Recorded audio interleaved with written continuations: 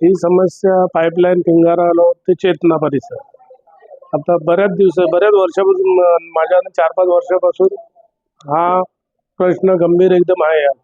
पावसाळ्यात तर पूर अवस्था बेकार होते या नागरिकांची. आता तर बिना पावसाळ्याचे यांच्या घराघरात चालीत पाणी घुसतं. तर मी दररोज इथं येणं जाणं असतो. नागरिक फोन करतात मला निवडून दिल्या कारणाने, आणि महत्त्वाचं कारण म्हणजे 5-6 वर्ष इलेक्शन नव्हतं तेव्हापासून यांचा चालीवाल्यांचा पाठपुरावा आहेच. पण आम्ही आता जानेवारीला निवडून मिसेस माझी निवडून आली तेव्हापासून आता बजेटच आमचं फक्त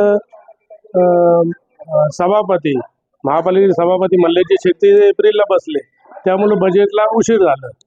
तसंच आमचे लाडके मुख्यमंत्री सध्याचे उपमुख्यमंत्री एकनाथजी शिंदे साहेब, तसे लाडके खासदार आमदार राजेश मोरे यांच्या माध्यमातून निधीचा प्रश्न लवकरात लवकर आम्ही उपलब्ध करू.